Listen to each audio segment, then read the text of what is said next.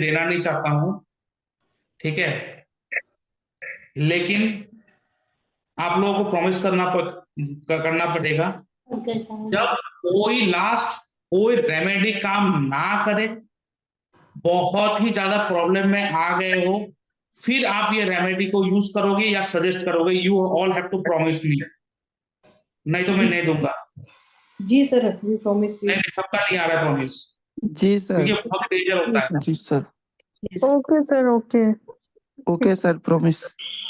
हाँ जी, देखिए मैं बार बार कह रहा हूं कि ये ऐसे नहीं कि मन हुआ कर लिया, मैं बार बार कह रहा हूं ऐसा नहीं, ये रेमेडी बहुत ही खतरनाक होता है, लेकिन ऐसा नहीं कि मन हुआ होता कर लिया बस खत्म काम, नहीं, ये तब करना है कि आप बस, अब और कुछ चारा नहीं बचा है, अब ये नहीं करेंगे तो मैं मरूंगा, नहीं तो मेरे फैमिली पूरा बर्बाद हो जाएगा, तब ही ये रेमेडी को यूज करना है, नहीं तो ये आप नहीं करोगे। मैं बार बार कह रहा हूं, मैं रेमेडी की बीइंग ए टीचर मैं आप लोगों को सिखा रहा हूं, लेकिन इसका अगर कोई बैकफायर या बैक अगर कोई चीज आ गया ना, इसके लिए मैं जिम्मेदार नहीं हूं, मैं बार बार कह रहा हूं। जी सर। मैं गुरु होने के बाद भी ये रेमेडी का जिम्मेदारी नहीं लूंगा, ठीक है। तो ये रेमेडी क्या है, अगर कोई व्यक्ति आपको बहुत तंग कर रहा है, मतलब ये जो तंग करने वाला हो ना, ऐसा नहीं कि कोई तंग कर रहा है आपने ये रेमेडी करनी, मतलब आपका भी मतलब लाइफ को हेल्प बना के रख दिया कोई व्यक्ति आपको, आपके करियर, आपके हेल्थ, आपके फिजिक्स, आपके मेंटल, आपके फैमिली लाइफ, आपके पैसे, आपके मतलब हर तरीके कहीं ना कहीं से, मतलब वो टोटली डैमेज कर रहा है बहुत बुरी तरह से आपको, only that moment of time आप उस रेमेडी का सहारा लोगे, जो मैं कह रहा हूं, नहीं तो आप इसको तब तक यूज नहीं करोगे जब तक आप खुद कुछ कर सकते हो अपने हाथ पैर मार के, और इस रेमेडी का अगर बैकफायर होगा तो मैं नहीं ले जिम्मेदार यहाँ पे, मैं बार बार कह रहा हूँ बहुत ही डेंजर है ये रेमेडी।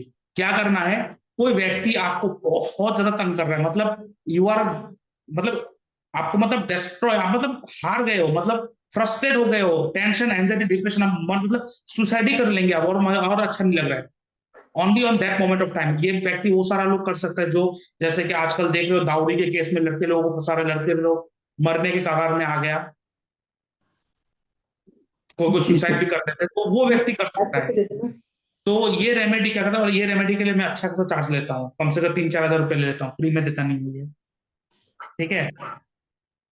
तो ये जो है ना रेमेडी, आपको क्या करना है, आपको ना उसको बोलना है, वो जो घड़ा आता है ना, घड़ा, और अगर आप एस्ट्रोलॉजी में इंटरेस्ट रखते हो, आपको एक प्रोफेशनल एस्ट्रोलॉजर बनना है, तो आप मेरे कोर्स पे ज्वाइन कर सकते हो। ये सारे कोर्स का ऑलरेडी रिकॉर्डेड वीडियो है, आपको ये प्रोवाइड कर दिया जाएगा जब आप एडमिशन लोगे, और आप देख सकते हो कितने सारे टॉपिक मैंने कवर करके रखा है, तो ये एनफ है। इसके बाद आपको कोई एस्ट्रोलॉजी का कोर्स करने की ज़रूरत नहीं होगा।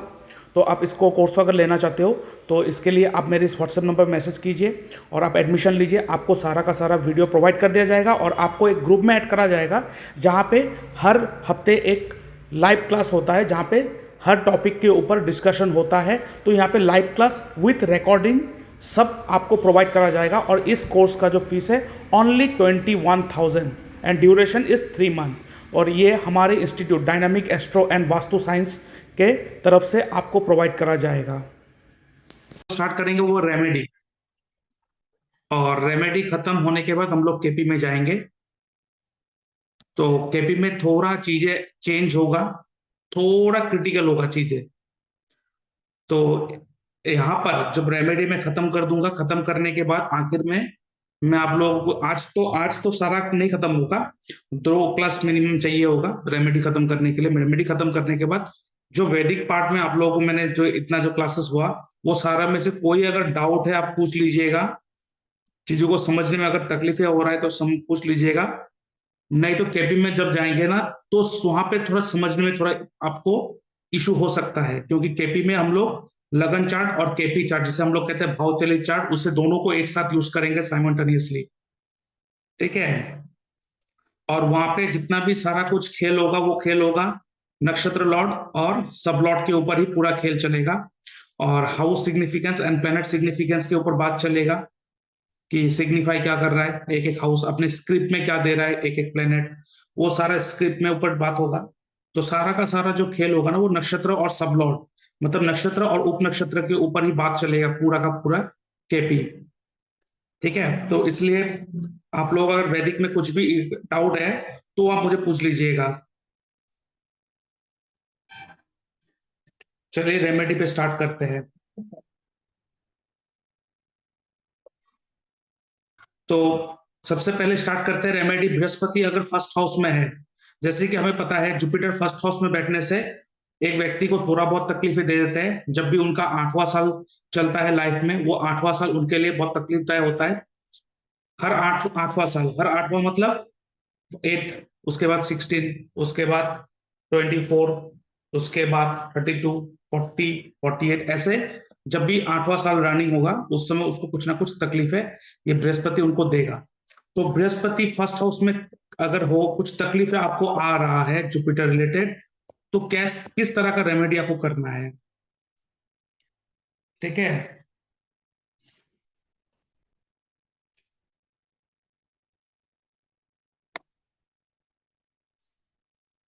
जी। तो अगर बृहस्पति किसी का फर्स्ट हाउस में है और अगर फर्स्ट हाउस का अच्छा रिजल्ट लेना है, ठीक है, क्योंकि फर्स्ट हाउस जो है वो काल पुरुष के कुंडली के हिसाब से वो ईस्ट डायरेक्शन माना जाता है। ठीक है, हमारे काल पुरुष कुंडली के हिसाब से फर्स्ट हाउस जो है ना, ये जो हाउस है ये ईस्ट डायरेक्शन माना जाता है। और ऐसे भी जो पहले घर में जो राशि होता है 1 नंबर मेष राशि, उसका डायरेक्शन भी ईस्ट डायरेक्शन है, जो आप लोगों को राशि का डायरेक्शन मैं आप लोगों को लिखाऊंगा। ठीक है, जब मैं केपी में जाऊंगा हर राशि का डायरेक्शन और प्लेनेट का डायरेक्शन लिखाऊंगा, क्यों इतना इंपॉर्टेंट है वो आपको पता चलेगा। ठीक है, तो फिर यहाँ पे फर्स्ट हाउस जो है ना वो ईस्ट डायरेक्शन होता है कि कल पुरुष कुंडली के हिसाब से। क्यों? क्योंकि फर्स्ट हाउस में जब भी हम लोग जन्म लेते हैं, जिस समय जन्म लेते हैं उस समय उस वक्त जो भी राशि उदय हो रहा होगा वही फर्स्ट हाउस में आके बैठ जाता है। और आपका जो भी राशि उदय होगा, उदय कहां से होता है? ईस्ट डायरेक्शन से होता है, पूर्व दिशा से होता है उदय, राइजेस फ्रॉम द ईस्ट। सो इसलिए फर्स्ट हाउस को ईस्ट डायरेक्शन माना जाता है। इसीलिए अगर किसी के कुंडली में फर्स्ट हाउस में जुपिटर हो तो सबसे पहला काम तो क्या करना चाहिए कि उनको जो भी सर्टिफिकेट मिला हो, जैसे कि मान लीजिए ये किसी का जुपिटर फर्स्ट हाउस में है, तो आपको क्या करना है, जैसे मान लीजिए कोर्स खत्म होगा, कोर्स खत्म होने के बाद आपको मैं सर्टिफिकेट प्रोवाइड करूंगा, तो उस सर्टिफिकेट को लेकर, क्योंकि आपको उससे पैसा कमाना है, ठीक है, इसको एज ए प्रोफेशन लेना है, ठीक है, तो इससे कुछ फायदा लेना भी। क्योंकि हम लोग देखिए जो भी हम लोग पढ़ते हैं, लिखते हैं, सीखते हैं, वो इसलिए करते हैं ताकि आगे जाके उससे मुझे कुछ फायदा तो पहुंचे। क्योंकि कॉलेज में जाते हैं, पढ़ते हैं, फिर इंजीनियरिंग, डॉक्टर कुछ भी करते हैं, क्यों अच्छी जगह पे एक नौकरी लग जाए तो कुछ कर लाइफ सेट हो जाए, तो ये सोचकर हम लोग काम करते हैं।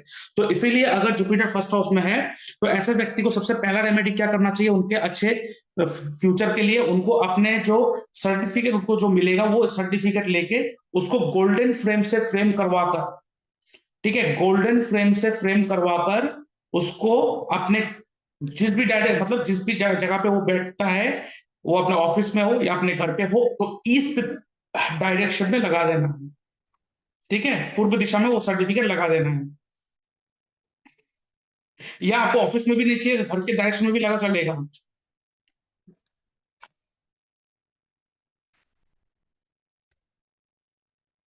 और उसके बाद नेक्स्ट रेमेडी क्या है, चांदी के कटोरे में है फर्स्ट हाउस जुपिटर वाले के लिए अच्छा क्या होता है, अगर ये फर्स्ट हाउस में जुपिटर है तो ये क्या करना चाहिए, चांदी के कटोरे, चांदी मतलब सिल्वर, सिल्वर के कटोरे मतलब in a bowl of silver bowl, in a silver bowl आपको क्या करना है, केसर लेना है। सबको पता है केसर क्या है? सबको पता है केसर क्या है?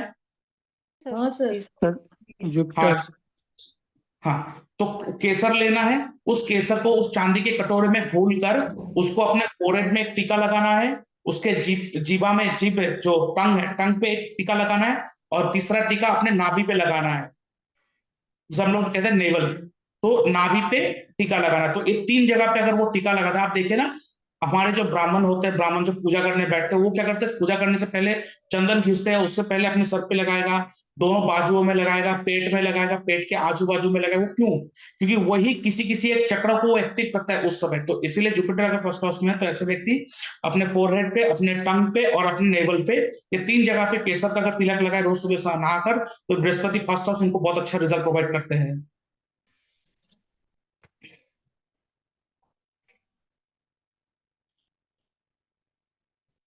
अगर मेरे नॉइस में कोई कट आ जाए ना तो आप लोग बता देना जल्दी से जल्दी, क्योंकि यहाँ पे ब्रेक नहीं होना चाहिए रेमेडी। जी सर। रेमेडी आप लोगों को दोगे ना तो ठीक है। फर्स्ट हाउस वाले जो सर है, थोड़ा हाँ जी, स्लो बोले सर, थोड़ा अच्छा स्लो स्लो बोलना है। बोले। फर्स्ट हाउस में जुपिटर है तो ऐसे व्यक्ति बृहस्पति का जो गुरु मंत्र है वो गुरु मंत्र जाप कर सकता है। क्या है गुरु मंत्र? ओम ग्राम ग्रीम सौ गुरुवे नमः। ये जो गुरु मंत्र है वो आपको कहीं से भी यूट्यूब में, सॉरी हाँ यूट्यूब में, इंस्टाग्राम नहीं, गूगल में सर्च करोगे तो आपको मिल जाएगा। या तो इसके जगह पे और एक अच्छा रेमेडी है, वो जुपिटर फर्स्ट हाउस बोल के नहीं, ये सबको करना चाहिए। जो भी क्लाइंट आपके पास आए सबसे पहले तो ये रेमेडी उसको पकड़ा दो, ये बहुत ही अच्छा काम करेगा। क्या करना है? ये गुरु मंत्र ही है एक तरह का। वो क्या करना है आपको? उनका जो जन्म नक्षत्र है वो निकाल लेना है। जन्म नक्षत्र कौन सा होता है? जिस समय हम लोग जन्म लिए हैं उस समय चंद्रमा जिस नक्षत्र में होगा वो हमारा जन्म नक्षत्र होता है। हमारे जन्म नक्षत्र से जो 27वां नक्षत्र होते हैं, जब मैं आप लोगों को नवतारा चक्र पद्धति पढ़ाऊंगा उस समय आपको पता चलेगा कि किस तरीके से जो नवतारा चक्र पद्धति है, नक्षत्र है, वो सारा चीज काम करता है। तो आपको क्या करना है, जिसका भी कुंडली हो, आपके पास कुंडली आ गया, आपको क्या करना है, वो कुंडली को लेना है। लेने के बाद आप उसका एस्ट्रोसेस से आप वो उसका कुंडली देख सक बना लोगे। जैसे मान लो यहाँ से मेरा निकल, दूसरा का जरूरत नहीं है, ठीक है। आपने कुंडली निकाल लिया, आपने पीडीएफ ओपन कर लिया,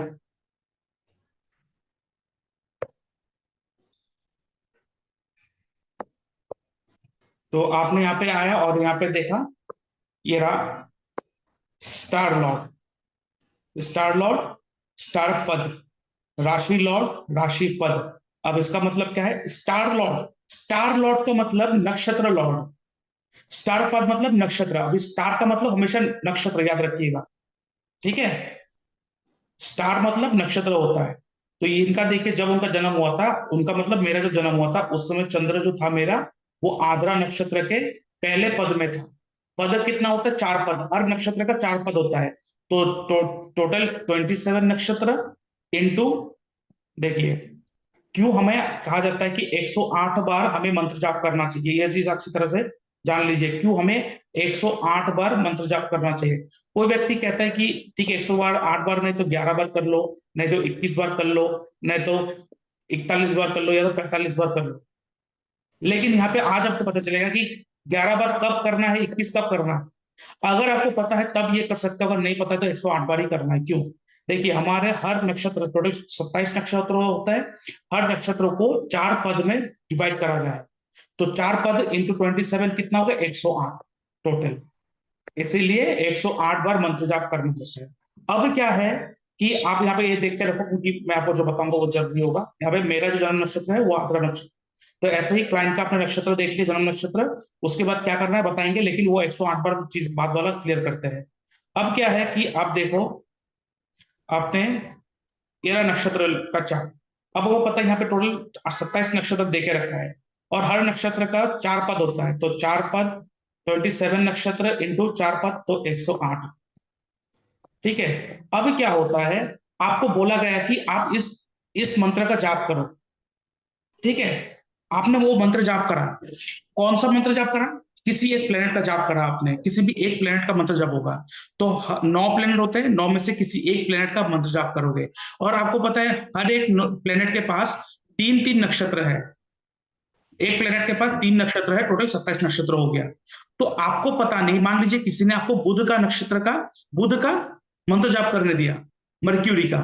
तो मर्क्यूरी का जब मंत्र जाप करने दिया, ये रहा मर्क्यूरी का और एक नक्षत्र, ये दूसरा नक्षत्र और ये तीसरा नक्षत्र। तो हर प्लेनेट के पास 3 नक्षत्र होता है।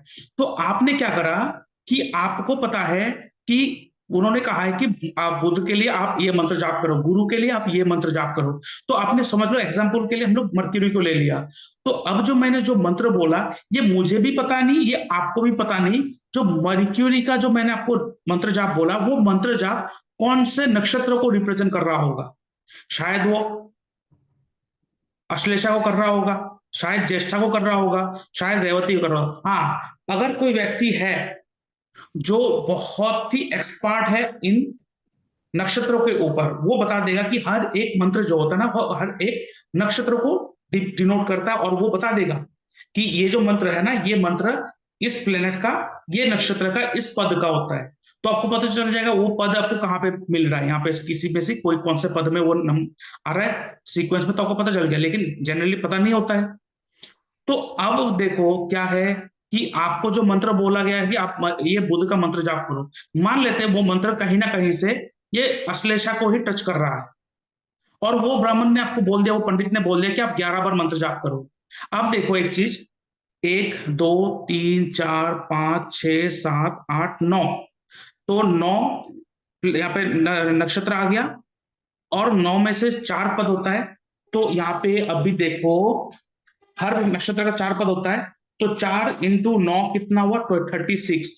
तो यहाँ पे जो आ रहा है ना, यहाँ पे जो आ रहा है अश्लेषा, ये 36 में आ रहा है, और आपने मंत्र जब कहाँ पे खत्म कर दिया, 11th में खत्म कर दिया। 11th कहाँ होगा, पहले जो नक्षत्र इसमें 4 4 8, यहाँ पे 12 होता है, 4 4 4 8 4 12, तो यहाँ पे आके 12 हो रहा है। तो इससे कृतिका को टच किया ये मंत्र। सर एक बार ये वापस बताइए ना सर, एक बार समझ नहीं आया, एक बार वापस। ये चीज मंत्र हाँ जाप, हाँ हाँ हाँ सुनिए, फिर से रिपीट करते हैं। जी देखिए सर। टोटल 27 नक्षत्र होता है, और हर नक्षत्रों के अंडर चार। 4 पद होता है। जैसे अश्विनी है, इसमें अश्विनी 1 अश्विनी 2 अश्विनी 3 अश्विनी 4, यस यस। भरनी 1 भरनी 2 भरनी 3 भरनी 4, हम्म। ऐसे टोटल 4 पद होते हैं। तो 27 इंटू 4 कितना हो गया, 108। 108। अब 108 यहाँ पे हो गया, और आपको पता है टोटल प्लेनेट 9 प्लेनेट है, और हर प्लेनेट को ना 3-3 नक्षत्र उनको दिया गया है, तो हो गया 9 इंटू 23 इक्वल 27। तो अब क्या है, जब भी हम लोग को पता है 108 नक्षत्र का पद और टोटल 27 नक्षत्र होता है, जी। तो आप जब 9 प्लेनेट में से किसी एक प्लेनेट का आपको बोला जाएगा, तो वो प्लेनेट कहीं ना कहीं से किसी एक नक्षत्र को तो डिनोट कर ही रहा होगा, जी। क्योंकि हर एक प्लेनेट के पास 2-3 नक्षत्र होता है। और हमें पता नहीं है वो जो मंत्र जो हम लोग जाप कर रहे हैं, वो कौन सा मंत्र जाप कर रहे हैं। मतलब हमें पता है कि हम जो उन्होंने जो मंत्र जाप करने दिया, वो मंगल का हनुमान चालीसा पाठ करने दिया है, या उन्होंने हनुमान चालीसा तो आप 108 बार नहीं कर सकते, तो हनुमान का जो शॉर्ट मंत्र होता है, जैसे कि ओम भूमाय नमो ओम भूमाय नमो ओम भूमाय नमो, आप ये बोल सकते हो। तो इसी तरीके से आपको कोई ना कोई एक प्लेनेट का आपको मंत्र दिया जाएगा, तो वो प्लेनेट का मंत्र जो होगा, वो पंडित आपको बोल देगा कि 11 बार, देखो ऐसे तो 108 बार करना चाहिए, अगर नहीं सकते तो 11 बार या तो 21 बार कर लो। तो एग्जाम्पल के लिए देखते हैं कि मान लेते हैं आपकी कुंडली में कहीं ना कहीं से, आपकी कुंडली में कहीं ना कहीं से एक मर्क्यूरी कहीं ना कहीं आपको इशू दे रहा है, और किसी ने आपको बोला है कि मर्क्यूरी का मंत्र जाप करो, और मर्क्यूरी देख लो यहाँ पे, ये रहा एक मंत्र मर्क्यूरी, ये दूसरा मर्क्यूरी, ये तीसरा मर्क्यूरी, तो टोटल 3 मर्क्यूरी हमें मिल गया है, क्योंकि मंत्र जाप जब बोला है। अब हमें ये पता नहीं है कि जो मंत्र जो हमें बोला गया है, वो मंत्र मर्क्यूरी का तो है, लेकिन मर्क्यूरी में से भी कौन से नक्षत्र को डिनोट कर रहा है, क्या वो अश्लेषा को डिनोट कर रहा है, क्या वो ज्येष्ठा को डिनोट कर रहा है, क्या वो रेवती को डिनोट कर रहा है। तो मान लेते हैं कि ठीक है, मान लेते हैं कि उन्होंने जो मंत्र दिया है, तो मान लीजिए वो व्यक्ति जो है वो बहुत ही एक्सपर्ट है, ठीक है, उसको पता है कि हर एक मंत्र जो है वो कौन से नक्षत्रों को डिनोट करता है, कौन से नक्षत्रों को रूल करता है, पता है। तो उन्होंने, आप मान लेते हैं वो जो मंत्र आपको जाप करने दिया, वो कहीं ना कहीं से अश्लेषा को डिनोट कर रहा है, ठीक है, अश्लेषा को डिनोट कर रहा है। तो यहाँ पे टोटल कितना हुआ, आप देखो 1 2 3 4 5 6 7 8 9, ठीक है, तो टोटल यहां तक कितना नक्षत्र हो गया, 9 नक्षत्र हो गया। तो हमें पता है हर नक्षत्र के पास 4 पद होता है, तो यहाँ पे 4 पद कर दो, तो 9 इंटू 4 कितना होगा, 36। इसका मतलब यहां तक टोटल जितना भी मुझे पद को टच करना, वो टोटल 36 पद को टच करना होगा। मतलब मुझे जो मंत्र दिया गया है, मान लेते हैं कि वो आश्लेषा नक्षत्र का ही मंत्र है, तो मुझे वो 36 बार जाप करना पड़ेगा, तब जाके वो मंत्र उस नक्षत्र को टच करेगा, तब जाके वो मंत्र फलित होगा मेरे कुंडली में। लेकिन वो ब्राह्मण ने आपको बोल दिया कि 11 बार करो या तो 21 बार करो। अगर आप 11 बार कर लेते हो तो आप, ये पहला नक्षत्र है, यहाँ पे 4 पद है, दूसरा नक्षत्र हो गया, कितना होगा 4, यहाँ पे 4, 8, यहाँ पे 4, तो मान लीजिए उन्होंने सिर्फ 11 बार करा, तो अब देखो यहाँ पे 4 4 4 8, और ये तीसरे में आके यहाँ पे 12 में खत्म हो रहा है। तो इन्होंने सिर्फ कितनी तक टच किया है 11 बार जाप करके। ठीक है, अगर 21 बार करेगा तो यहां तक देखिए, अगर 21 बार करेगा तो मान लेते हैं यहाँ 4 8 12 16 20, तो 20 यहाँ पे आता है, 24 होता है यहाँ पे 24 होता है, मतलब ये राहु आद्रा में 24 हो रहा था राहु में, तो यहाँ पे 21 बोला, तो कहीं मतलब सिर्फ आद्रा का पहले पद में ही टच करा वो, अभी भी वो इसको टच करा ही नहीं अश्लेषा को, तो क्या उसका मंत्र फलित होगा? नहीं होगा। ओके। और हमें पता नहीं कि हर एक मंत्र जो है कौन से नक्षत्र का कौन से पद को होता है, इसीलिए ये रूल, सेट रूल बना दिया गया है कि 108 बार जाप कर दो, ताकि पूरे के पूरे नक्षत्र को टच हो जाए, ताकि पूरा का पूरा नक्षत्र का एनर्जी आपको मिल जाए। ओके। इसीलिए लोग जो कहते हैं ना 45 बार करो सर, 108 बार, अरे अगर बीमार होते हो, डॉक्टर जब आपको 3 महीने का मेडिसिन दिया देते हैं, 90 दिन आपको मेडिसिन खाने बोलते हैं सुबह और शाम, तब तो खा लेते हो, ये भी तो एक तरह का मेडिसिन है, ये तो आपको बीमार में पड़ने नहीं देगा, आपको ये मुसीबत में पड़ने नहीं देगा। आप तो डॉक्टर के पास तब जाते हो ना जब मुसीबत में आते हो, आप एस्ट्रोलॉजर के पास तब जाते हो ना जब मुसीबत में आते हो। लेकिन अगर वो एस्ट्रोलॉजर आपको कोई गाइड कर रहा है, कोई गाइडेंस दे रहा है, कुछ करने के लिए बोल रहा है, अगर वो कर दे रहे हो, अगर वो कर रहे हो, तो कम से कम आपको मौत के मुंह तो नहीं ढकेलेगा ना, एटलीस्ट आपको आपको डॉक्टर के पास तो जाना नहीं पड़ेगा ना, एटलीस्ट। देखिए, जाना नहीं पड़ेगा ऐसा नहीं, मैं क्या कह रहा हूं आप समझ पा रहे हो, कि एटलीस्ट आपको प्रॉब्लम में तो गिरने नहीं देगा। अब मान लेते जो मर्क्यूरी को उन्होंने मंत्र दिया वो रेवती को ही दिया हुआ है, तो उसको बोला है कि आप 45 बार कर दो, और 45 जब करोगे आप यहीं कहीं आके स्टॉप हो जाएगा। मान लेते हैं जो बुध का उनको मंत्र दिया गया है, वो मंत्र कहीं ना कहीं रेवती नक्षत्र को डिनोट कर रहा होगा, और उन्होंने तो बस 45 बार करके यहाँ पे छोड़ दिया है, 45 टाइम्स करके यहाँ पे छोड़ दिया है, तो वो नक्षत्र को टच ही नहीं हुआ जो नक्षत्र का मंत्र है वो, और उसके कारण क्या हो गया, उसका मंत्र जाप उसका फलित नहीं हुआ। इसीलिए आप देखो, हर बार कहा जाता है कि 108 बार मंत्र जाप करो, इसलिए हमारे जो माला होते हैं वो माला 108 बीज का होता है। ठीक है, इसीलिए एक 108 जो होता है ना हमारे सनातन धर्म में, वो बहुत ही ऑस्पिशियस नंबर है, क्योंकि हमारे एस्ट्रोलॉजी में each and every remedy is done with accordance to नक्षत्र, नक्षत्र से ही रेमेडी होता है, प्लेनेट का रेमेडी नहीं होता था, ये तो आजकल हो गया, शॉर्टकट आ गया आजकल। और केपी चार्ट इसीलिए बहुत बेहतरीन है क्योंकि वो नक्षत्र और उप नक्षत्र के ऊपर बात करता है हमेशा, वो नक्षत्र से और उप नक्षत्र से रेमेडी करवाता है। और जब आप लोगों को मैं नक्षत्र त्रिपाप चार्ट पढ़ाऊंगा तब आपको पता चलेगा कि एक प्लेनेट जब भी एक नक्षत्र में बैठता है तो वो रिजल्ट कैसे देता है। जब हम, और ये जो नक्षत्र त्रिपाप चार्ट है ना, ये पहली बार मैं ही लाया हूँ इंटरनेट में, वो कोई नहीं लाया आज तक, कोई भी नहीं लाया, लेकिन वो एक्यूरेट पिन पॉइंट, अगर आपको दशा भी देखना नहीं आ रहा है ना, तो एक्यूरेट पिन पॉइंट आप ये नक्षत्र त्रिपाप चार्ट आप लेकर आपको क्लियरली प्रेडिक्ट कर सकते हो। वो पढ़ाएंगे, वो आगे आएंगे, तो आपको पता चला क्यों 108 बार मंत्र जाप करना ही चाहिए। क्लियर हुआ? हाँ सर। जी जी जी सर। अब मैं बात जी कर रहा सर। था जो, जहाँ, हाँ जी, अब मैं जो बात कर रहा था जो आपको जनरली रेमेडी हर किसी को देना चाहिए, वो है कि आप सबसे पहले देख लिया किसी व्यक्ति का जन्म नक्षत्र कौन सा है, तो मैंने मेरा कुंडली निकाल के मैंने दिखाया कि चंद्र जिस नक्षत्र में बैठा है वो नक्षत्र हो गया आद्रा, तो आद्रा मेरा जन्म नक्षत्र हो गया, ये रहा आद्रा, तो मेरा आद्रा जन्म नक्षत्र हो गया। तो आद्रा से जो 27वां नक्षत्र होगा, क्योंकि जिस नक्षत्र से नक्षत्र में आप जन्म हुए हो वो नक्षत्र पहला नंबर 1 बन जाता है, और वहां से नंबर 2 3 करके टोटल ऐसे काउंट करके टोटल यहां तक 27 हो जाएगा। तो आप जिस नक्षत्र में जन्म होते हो ना, ऐसे तो नक्षत्र का यही सीक्वेंस है। देखिए, अश्विनी से स्टार्ट होगा, रेवती में खत्म हो जाएगा। ठीक है, Ketu, Venus, Sun, Moon, Mars, Rahu, Jupiter, Saturn, Mercury, 9 हो गया। उसके बाद फिर से Ketu, Venus, Sun, Moon, Mars, Rahu, Jupiter, Saturn, Mercury, 9 खत्म हो गया। देखिए सीक्वेंस वही है, Ketu, Venus, Sun, Moon, Mars, Rahu, Jupiter, Saturn, Mercury, यही है सीक्वेंस। और अब जिस नक्षत्र में आप जन्म होते हो, मान लीजिए मेरा जो दिखा है आद्रा नक्षत्र, ये राहु हो गया, तो ये राहु नंबर 1 बन गया। अब मेरा जो दशा स्टार्ट होगा ना, ये राहु से स्टार्ट होगा। तो हमारा जो दशा स्टार्ट होता है, वो दशा स्टार्ट होता है जिस नक्षत्र में हम लोग जन्म लिए हैं, उस नक्षत्र का जो भी मालिक होता है, वो मालिक के महादशा से हमारा दशा स्टार्ट होते हैं।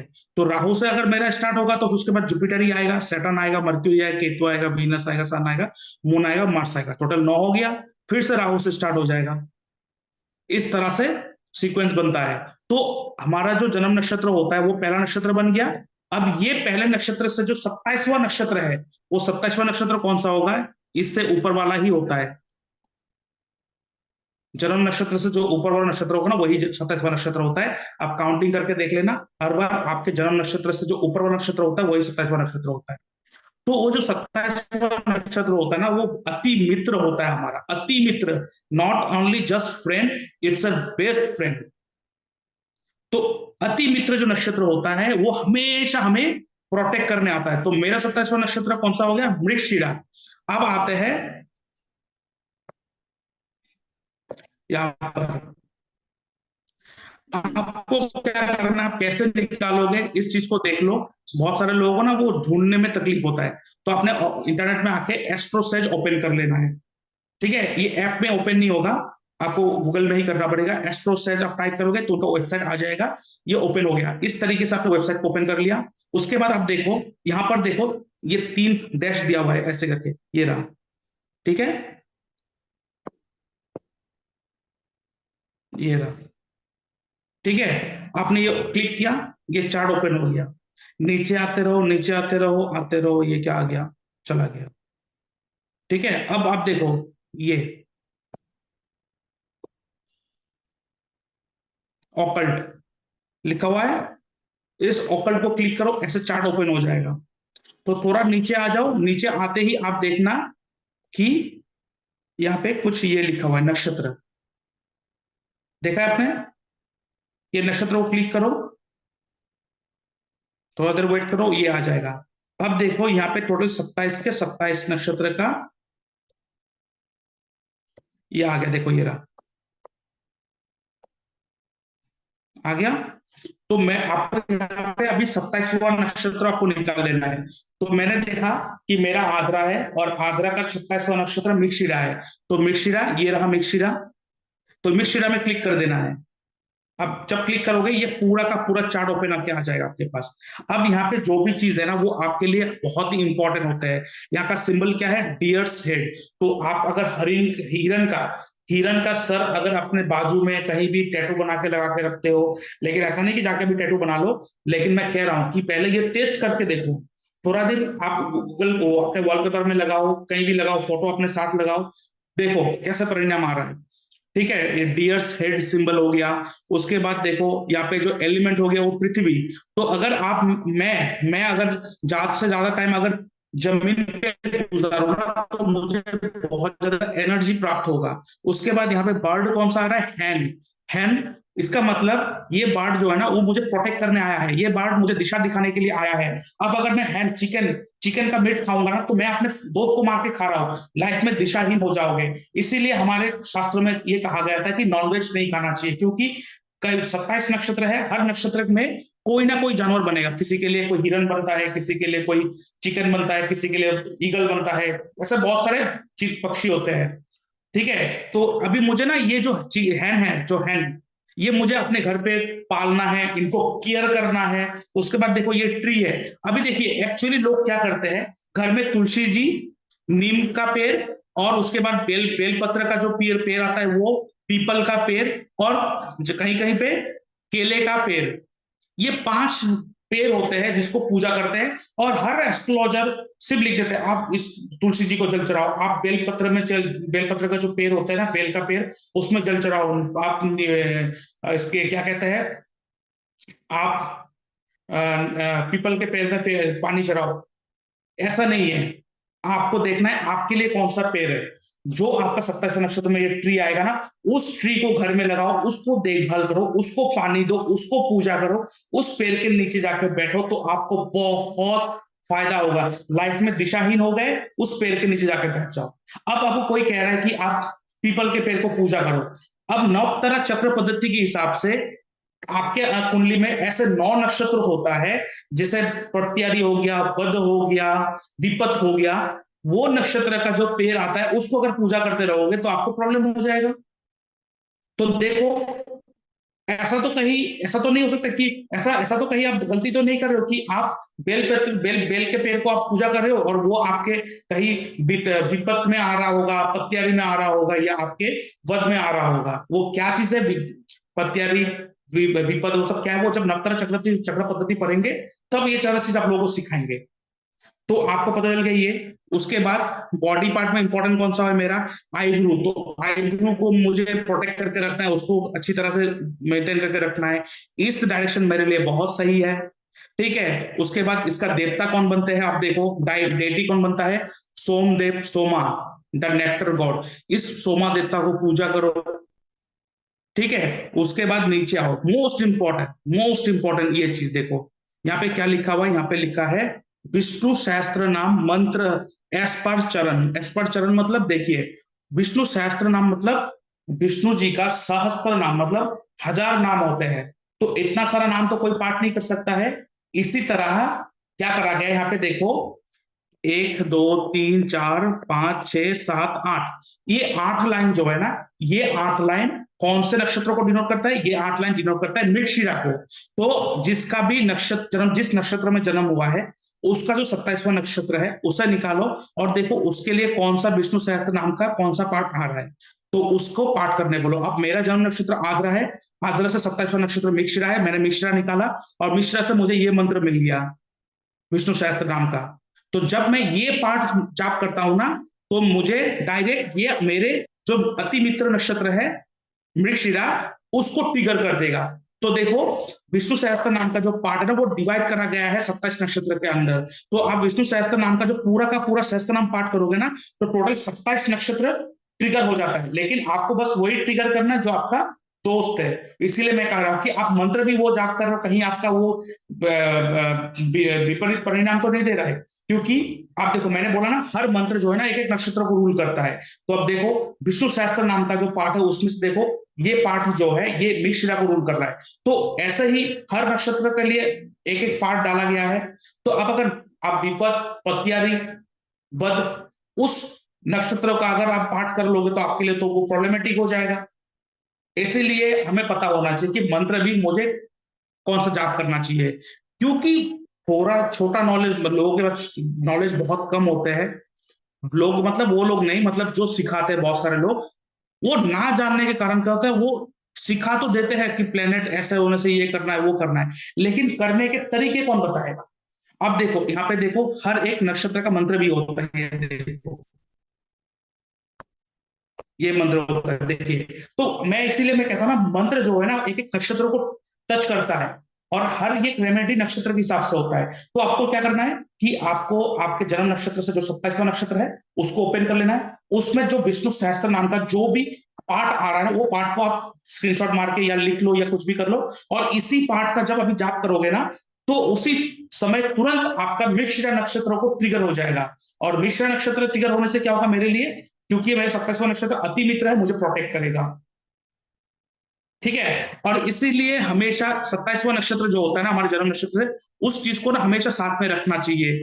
जैसे कि अगर मान लीजिए मैंने हैंड को घर में पाला और उसका पंख अपने साथ रखा, ये ट्री जो है आप देखो यहाँ पे, करीम गली ट्री, तो इस ट्री को मैंने घर पे लगाया, उसका मैंने देखभाल किया, उसका पत्ता मैं अपने पॉकेट में रखा, तो बहुत अच्छा होगा मेरे लिए।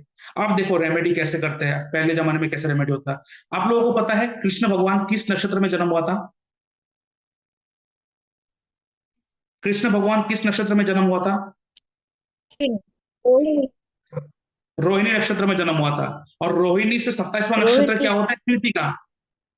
जी, रोहिणी नक्षत्र में जन्म हुआ है, और रोहिणी से जो 27वां नक्षत्र होता है वो कृतिका। तो ये रहा कृतिका, मैंने क्लिक करा। अब देखो कृतिका, सबसे पहले अग्नि भगवान है। चलिए, सिंबल क्या है? नाइफ। मीनिंग क्या है? देखिए meaning, sharp, cutting and penetrating by nature. मतलब ऐसा धारदार हथियार जो कट करने में काम आता हो, और वो भी कट करता है, सिर्फ कटता नहीं हो, वो पेनिट्रेट करता, मतलब अंदर से घुस के आर पार हो जाता हो। विष्णु जी के साथ चक्र था, क्या वो नाइफ का जैसा शार्प ऑब्जेक्ट था? क्या वो कटिंग करता था? क्या वो पेनिट्रेट भी कर जाता था, मतलब वो काट के अंदर से पार पार हो जाता था? देखिए, देखा आपने? उसके बाद देखिए, और देखिए कैसे रेमेडी करता था। कौन सा बर्ड है 27वां नक्षत्र? पीकॉक। मोरपंख था उसके सर पे। एलिमेंट क्या है? पृथ्वी। कहां पे लगाते थे मोरपंख? सर पे लगाते थे। क्यों? बॉडी पार्ट हेड है। ठीक है। उसके बाद पैर क्या है? देखो, और देखो श्री कृष्ण जी जिस पैर के नीचे हमेशा बैठ के बांसुरी बजाता था, वो यही पैर है। देखा आपने? क्या चला रहा था? बकरी। ठीक है। देखिए, ये जो गन है, कृति का जो गन है, ये गन राक्षस गन होता है, इसलिए वो थोड़ा बहुत हिंसा का भी पद ले रहा था जब वो शत्रु अगर बात नहीं मानते थे तो। ठीक है।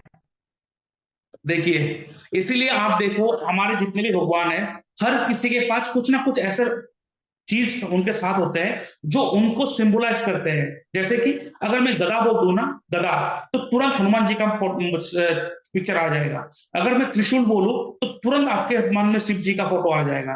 अगर मैं शेर बोलूं तो माता जी का फोटो आ जाएगा तुरंत।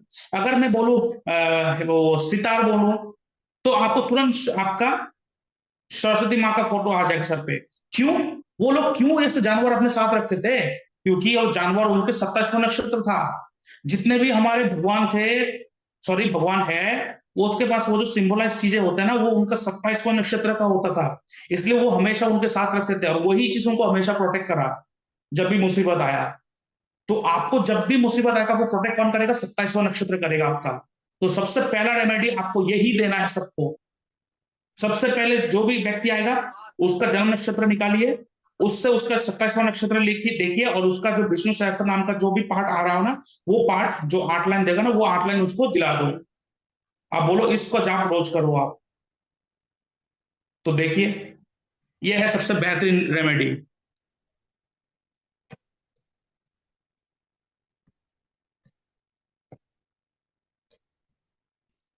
क्लियर हुआ? कुछ डाउट है? सर, जो मंत्र जाप करना है उसमें सर ध्यान किसका करना है, विष्णु भगवान का या फिर विष्णु नक्षत्र भगवान, का? विष्णु सहस्त्र नाम है ना, ओके ओके जी। विष्णु सहस्त्र नाम है ऊपर, तो विष्णु जी का। और सर पूरा विष्णु सहस्त्र नाम का जाप नहीं करना चाहिए? नहीं करना चाहिए, नहीं करने से अच्छा होता है, लेकिन ये पॉसिबल, आप नॉर्मली हम लोगों के लिए तो पॉसिबल नहीं है। फैक्ट है ये, क्योंकि हजार जो नाम होता है उसको लेके बैठ के वो सब नहीं कर सकते हम। ओके सर समझा सर। ठीक है, तो ये पॉसिबल नहीं है।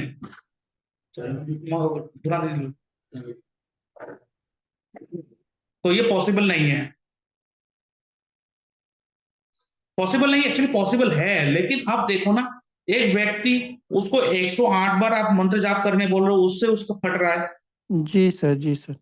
तो बोलेगा सर 21 बार बोल दो, 11 बार करने से नहीं होगा, बच्चा नहीं करेगा, तो क्या करोगे? तो उससे अच्छा तो वही है ना, जो उसको एटलीस्ट उसको कुछ ना हो तो कुछ ऐसे तो दिलवा दो जो उनको एटलीस्ट प्रोटेक्ट तो करे लाइफ टाइम। जी सर बिल्कुल। तो वही दिलवा दो, तो बहुत अच्छा होता है। ठीक है।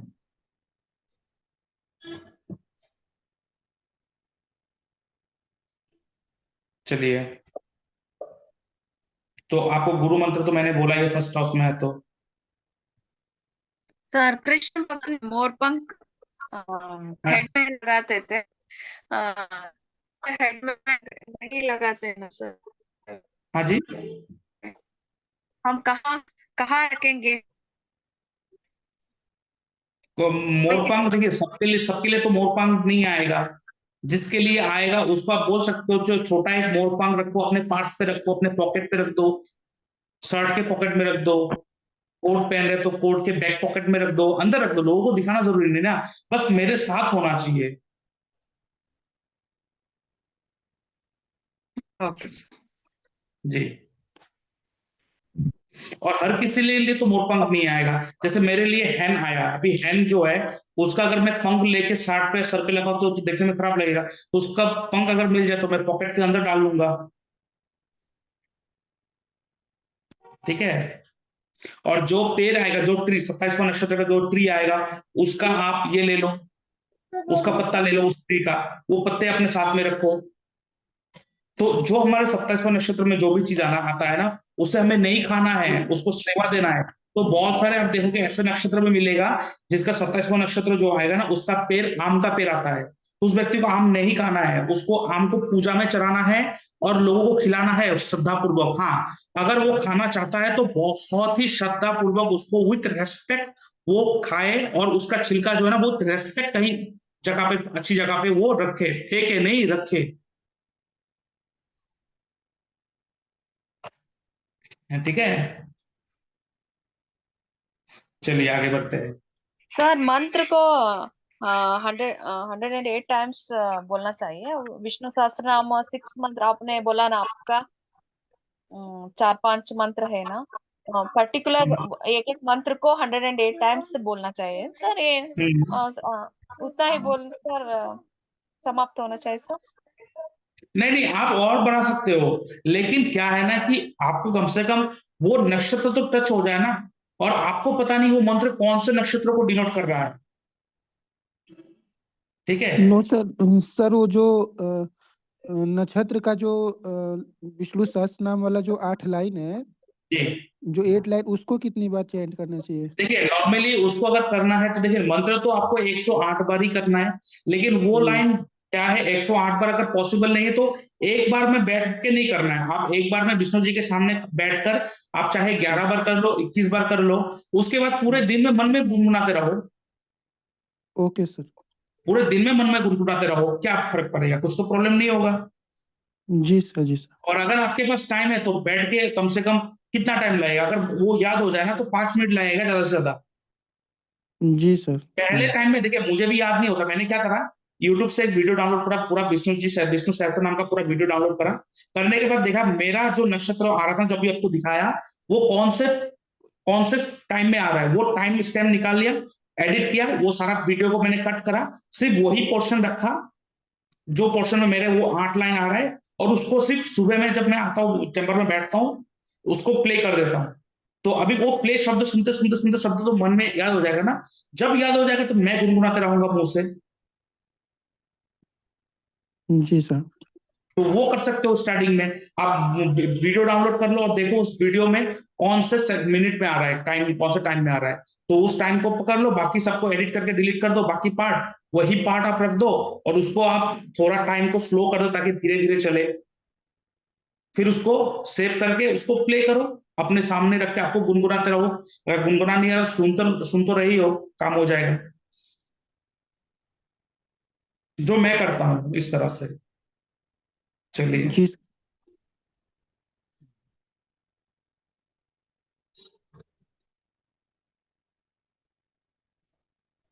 सर उस मंत्र का मीनिंग कहाँ मिलेगा सर? हाँ जी। आपने बोला ना विष्णु मंत्र, उस लाइन का मीनिंग कहाँ मिलेगा सर? यूट्यूब में सर्च कीजिए मिल जाएगा। कैसे? ओके। यूट्यूब में सर्च कीजिए, विष्णु सहस्त्र नाम टाइप कीजिए, आ जाएगा। मीनिंग मीनिंग वो सब यूट्यूब में उस मिल जाता मंत्र है। का मीनिंग, हाँ मीनिंग। हाँ मैंने यूट्यूब सुना में। था एग्जाम्पल के लिए 40 का मंत्र है, वो तो स्किन को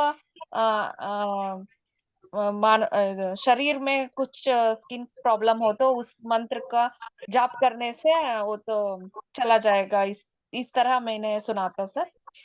अम, इस पर्टिकुलर मंत्र का मीनिंग कहाँ मिलेगा? यूट्यूब में मैंने वो सर्च किया था, आप गूगल में सर्च कीजिए, उसको पहले मिला तो वो नहीं मंत्र सर। जो है, हाँ वो आपको कहाँ मिलेगा, आप गूगल में सर्च कीजिए। ठीक है, और उसके बाद लिखिए विथ मीनिंग, जैसे कि मान लीजिए मैंने यहाँ पे निकाला, यहाँ पे मैंने लिखा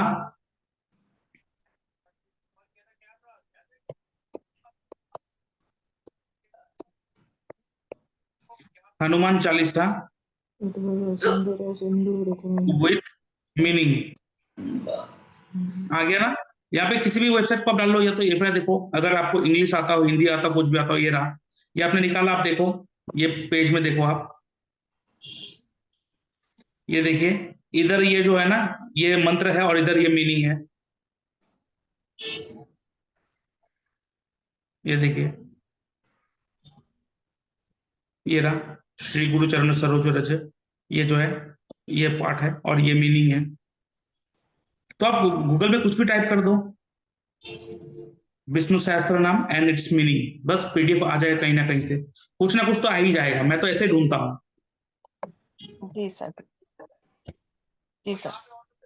जी देखिए, कभी क्या होता है कि जब भी जुपिटर फर्स्ट हाउस में होते हैं और अगर सेवेंथ हाउस में कोई भी प्लेनेट ना हो, तो कभी कभार यह देखा गया है कि मैरिड लाइफ में थोड़ा इशू होता है। ठीक है, सेवेंथ हाउस में जुपिटर हो, सॉरी फर्स्ट हाउस में जुपिटर हो किसी के, और सेवेंथ हाउस में कोई प्लेनेट नहीं है, क्योंकि जुपिटर का साथ सेवेंथ एस्पेक्ट आएगा। ठीक है, सेवेंथ एस्पेक्ट आएगा जुपिटर का। तो यहाँ पे जुपिटर अगर यहाँ पे एस्पेक्ट डाल रहा है और इस सेवेंथ हाउस में कोई भी प्लेनेट नहीं है, और उससे आप देखो कि मैरिड लाइफ में कुछ इशू आ गया है, तो यहाँ पे आपको एक रेमेडी क्या करना है, सौंफ, देसी खांड, शहद, मसूर की दाल, ये सबको मिला के मिट्टी में दबा देना है। लेकिन अगर वो सेवेंथ हाउस खाली है, तब सेवेंथ हाउस में कोई प्लेनेट है फिर भी मैरिड लाइफ में तकलीफ आ रहा है, तब ये नहीं करेंगे। ठीक है, सौंफ, देसी खांड, शहद और चना दाल, ये जो है ना, इसको आप उससे कहोगे कि मिट्टी में गाड़ दे। अगर सेवेंथ हाउस खाली है और मैरिड लाइफ का इशू लेके आपके पास आया, तब ये देख लीजिएगा, अगर सेवेंथ हाउस में प्लेनेट है तो ये रेमेडी नहीं करना है, चाहे मैरिड लाइफ का इशू क्यों ना आ रहा हो, तब हम लोग सेवेंथ हाउस में कॉन्सेंट्रेट करेंगे। तो दूसरा रेमेडी क्या है, हरा सीताफल जो पका होगा, घड़ा सीताफल, और सीताफल जो है ना पका हो, उसके बाद पन्ना, पन्ना आपको पता है जो स्टोन होता है पन्ना, और फिटकरी, आपको पता है फिटकरी क्या होता है?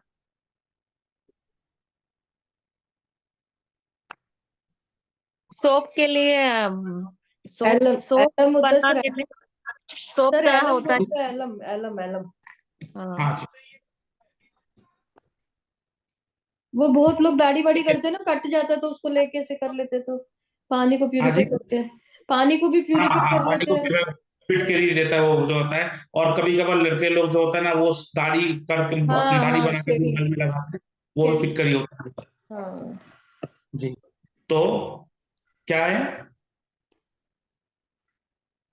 Alum sir alum.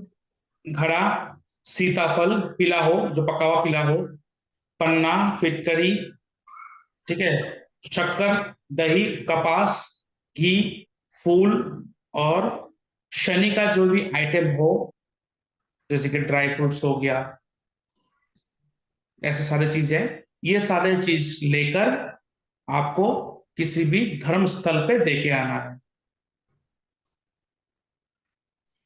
ठीक है, ये आप देखोगे मेनली जुपिटर फर्स्ट हाउस में प्रॉब्लम तब करता है जब वो हर 8वां साल उसका रिपीट होगा, तब होता है। ठीक है, तो ये सारी चीजों को आप दान दोगे, या आप चलते पानी में भी प्रोवाइड कर सकते हो, लेकिन खाने का चीज, ये सारे चीज क्यों जल प्रोवाइड करना है, तो उससे अच्छा मंदिर में दो, कम से कम वहां पे जो गरीब लोग होंगे वहां पे लंगर होगा तो कोई खा सकेगा। सर ये सर जल प्रवाह करने के पीछे क्या लॉजिक होता है? देखिए एक्चुअली रेमेडी, देखिए रेमेडी किस तरीके से होता जी। है, रेमेडी दो तरीके का होगा, या तो आप प्लेनेट को अपने से दूर करोगे या प्लेनेट अपने साथ लाओगे। तो प्लेनेट को अपने धारण करना है तो उसे तो आप अपने बॉडी में पहनोगे, उसे खाओगे, उसको साथ में रखोगे, और जब दूर करना है तो मंदिर में दे दोगे, जल प्रवाह कर दोगे। अब मंदिर में देना और जल प्रवाह करने से क्या होता है कि जल प्रवाह में क्या होता है ना, वो पानी ना उस चीज को धो देता है, शुद्ध कर देता है। ठीक है, वहां पे हम लोग चंद्रमा का मदद लिया है। देखिए जब भी रेमेडी होता है ना, रेमेडी में हम लोग तीन 4 तरीके का हम लोग मदद लेते हैं, ठीक है। एक तो है स्पेस का मदद लेना। स्पेस, स्पेस कौन है? जुपिटर, धर्मस्थल पे रख के आ गया। दूसरा हम लोग मदद लेते हैं अग्नि का, जहां पे हम लोग अग्नि में कुछ डाल देते हैं। तीसरा हम लोग मदद लेते हैं चंद्र का, मतलब पानी का, पानी में कुछ बहा देते हैं। चौथा हम लोग मदद लेते हैं जमीन का, जो जमीन में हम चीजें दबा देते हैं। अब वो लोग कहेंगे जमीन का मदद लिया इसका मतलब मंगल का होगा वो मदद लेना, नहीं, वो राहु का होता है। तो जो भी चीज जमीन पे गाड़ देते हो ना, वो राहु का मदद लेना होता है। इसलिए आप देखना, राहु तंत्र मंत्र को रूल करता है। इसलिए आप देखना जितने भी तंत्र मंत्र तंत्र विद्या होते हैं ना, वो सारी चीज क्या होता है? कहीं गाड़ देना, कहीं घुसा देना, कहीं अंदर दबा देना, ये सारा चीज होता है। तो हम लोग 4 चीजों का मदद लेते हैं। एक तो है स्पेस, कौन है? जुपिटर। स्पेस में हम लोग क्या करते हैं? चीजों को छोड़ देते हैं, मंदिर पे रख के आ गया, भगवान के नाम पे छोड़ दिया, भगवान के नाम पे उड़ा दिया, ये। दूसरा क्या होता है? दूसरा होता है हम लोग पानी का मदद लेना, वाटर, इसका मतलब चंद्र का मदद लेके हमने किया वो। तीसरा क्या होता है? अग्नि का मदद लेना। अग्नि कौन है? अग्नि किसको रिप्रेजेंट? अग्नि देवता को रिप्रेजेंट करते हैं, फायर एलिमेंट है। और चौथा राहु का। तो एक्चुअली राहु का मदद हम लोग बहुत कम समय, कम जगह पे लेते हैं, क्योंकि वो बहुत ही उग्र होता है, वो तुरंत रिजल्ट देते हैं, ठीक है, तुरंत रिजल्ट देते हैं। तो ये इसलिए जमीन पे गाड़ने वाला जो है ना, वो बहुत कम रेमेडी मैं देता हूँ। और जमीन पे गाड़ने वाला जो रेमेडी होता है ना, बहुत कम सिखाता भी हूं मैं, ठीक है। कोई कोई व्यक्ति होता है ना, मतलब गुस्से में आके वो जमीन पे गाड़ने वाला रेमेडी कर दिया, फिर देखते हैं वो लेने के देने हो गया फिर। इसलिए जमीन पे गाड़ने वाला जो रेमेडी होता है थोड़ा हैवी होता है, क्योंकि वो राहु होता है, ठीक है। 2-3 रेमेडी आप लोगों को मैं एक ऐसा ऐसा सिखाऊंगा जो बहुत ही मुश्किल समय पे काम पे आता है, लेकिन तुरंत काम करता है, ठीक है। अभी बता दे क्या आप लोगों को 2 रेमेडी, एक ऐसा अनोखा रेमेडी। हाँ सर, बता जी दीजिए। सर।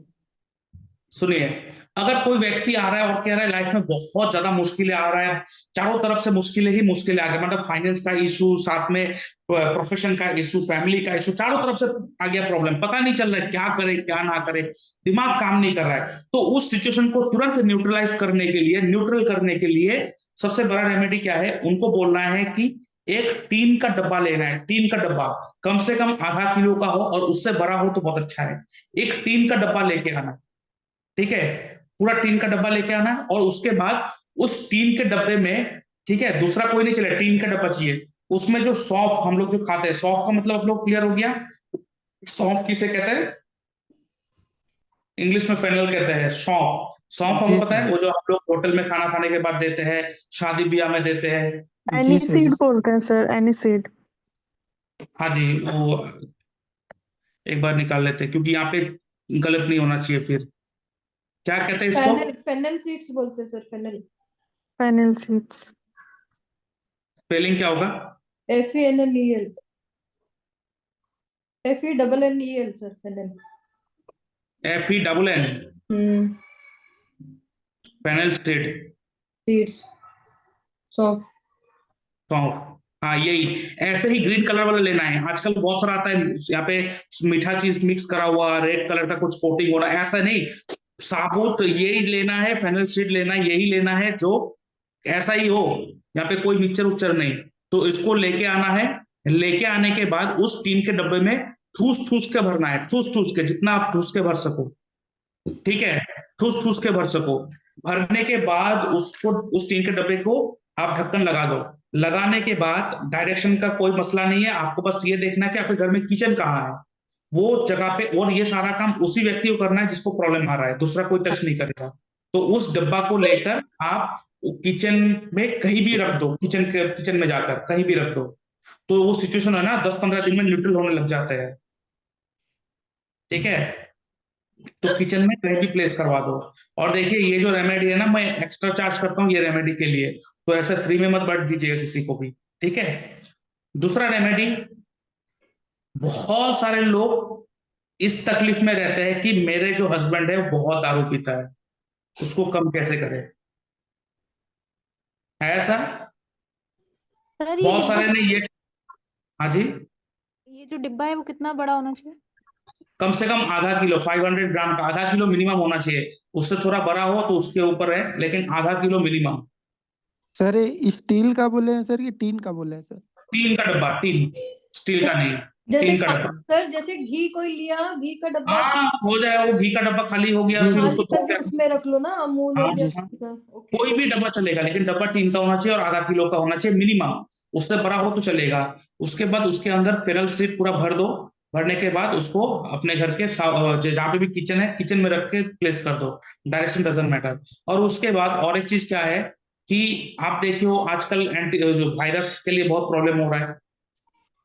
मतलब वो कोरोना वायरस, ये सारा वायरस, कुछ भी वायरस आ रहा है ना, इस चीज के लिए बहुत अच्छा एक रेमेडी आप लोगों को सिखाता हूँ। क्या करना है, जिसको भी ये प्रॉब्लम आ रहा है और लग रहा है कि थोड़ा डर है उसके अंदर, थोड़ा बुखार जैसे लग रहा है या प्रॉब्लम लग रहा है, मतलब ये वायरस अटैक में ही काम करेगा ये चीज।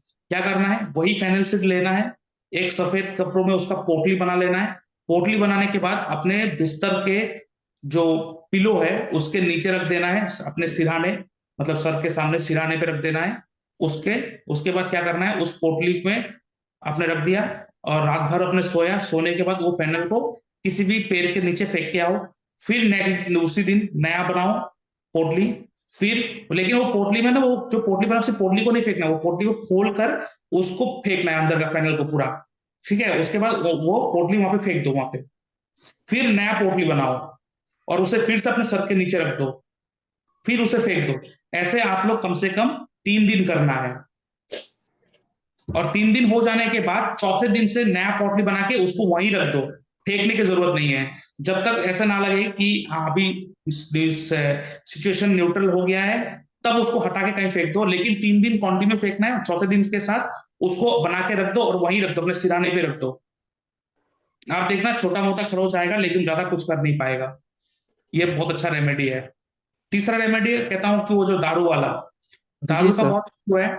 आप देखना कि व्यक्ति जो है ना, दारू सबसे ज्यादा क्यों पीता है पता है? और बहुत सारे लोग ये कहते हैं मैं छोड़ना चाहता हूं, मैं छोड़ नहीं पा रहा हूं। ये इसलिए कहता है क्योंकि they are suffering from iron deficit in their body. Iron deficit, ठीक है, आयरन डेफिसिट होने के कारण दारू बहुत पीते हैं।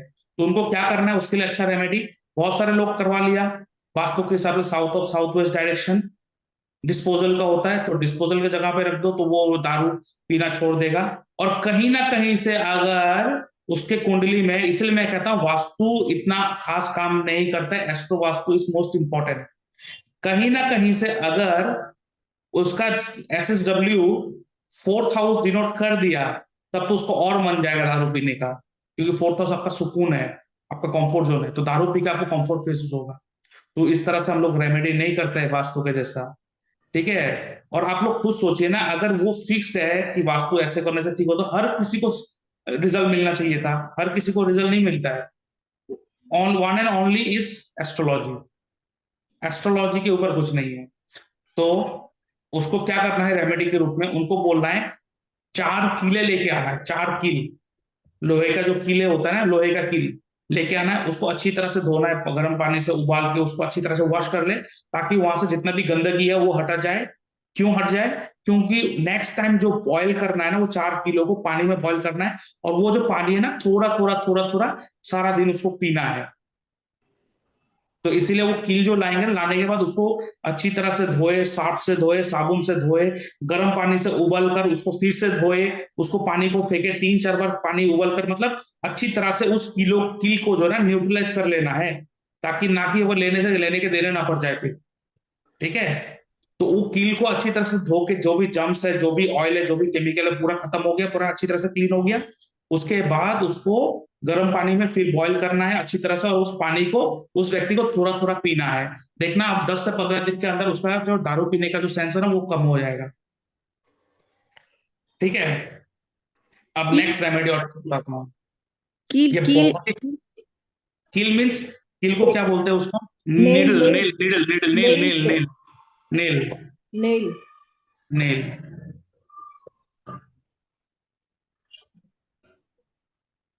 राइट, ये नेल कैसा आ गया? वो नेल का स्पेलिंग क्या होगा? स्प्रिंग से,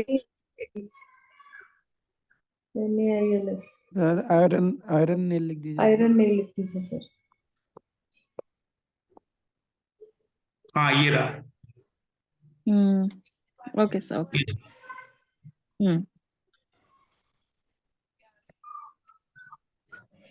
और एक रेमेडी है, देखिए मैं ये रेमेडी देना नहीं चाहता हूँ, ठीक है, लेकिन आप लोगों को प्रॉमिस करना पड़ेगा, जब कोई रेमेडी काम ना करे, बहुत ही ज्यादा प्रॉब्लम में आ गए हो, फिर आप ये रेमेडी को यूज करोगे या सजेस्ट करोगे, you all have to promise me, नहीं तो मैं नहीं दूंगा। जी सर, वी प्रॉमिस यू। नहीं, सबका नहीं आ रहा प्रॉमिस, जी सर। क्योंकि बहुत डेंजर होता है। जी sir. Okay sir, okay. Okay sir, promise.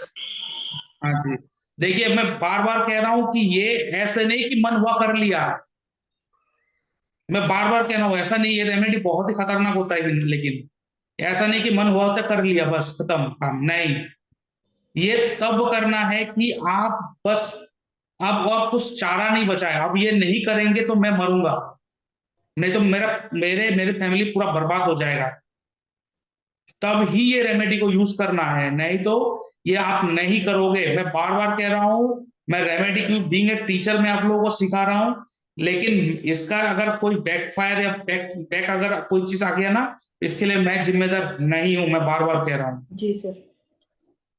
मैं गुरु होने के बाद भी ये रेमेडी का जिम्मेदारी नहीं लूंगा, ठीक है। तो ये रेमेडी क्या है, अगर कोई व्यक्ति आपको बहुत तंग कर रहा है, मतलब ये जो तंग करने वाला हो ना, ऐसा नहीं कि कोई तंग कर रहा है आपने ये रेमेडी करनी, मतलब आपका भी मतलब लाइफ को हेल्प बना के रख दिया कोई व्यक्ति आपको, आपके करियर, आपके हेल्थ, आपके फिजिक्स, आपके मेंटल, आपके फैमिली लाइफ, आपके पैसे, आपके मतलब हर तरीके कहीं ना कहीं से, मतलब वो टोटली डैमेज कर रहा है बहुत बुरी तरह से आपको, only that moment of time आप उस रेमेडी का सहारा लोगे, जो मैं कह रहा हूं, नहीं तो आप इसको तब तक यूज नहीं करोगे जब तक आप खुद कुछ कर सकते हो अपने हाथ पैर मार के, और इस रेमेडी का अगर बैकफायर होगा तो मैं नहीं ले जिम्मेदार यहाँ पे, मैं बार बार कह रहा हूँ बहुत ही डेंजर है ये रेमेडी।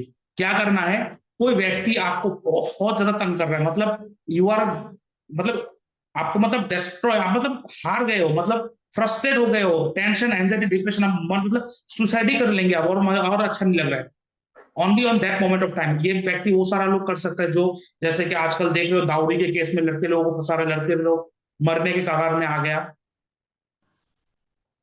कोई जी सुसाइड सर। भी कर देते हैं, तो वो व्यक्ति कर सकता है।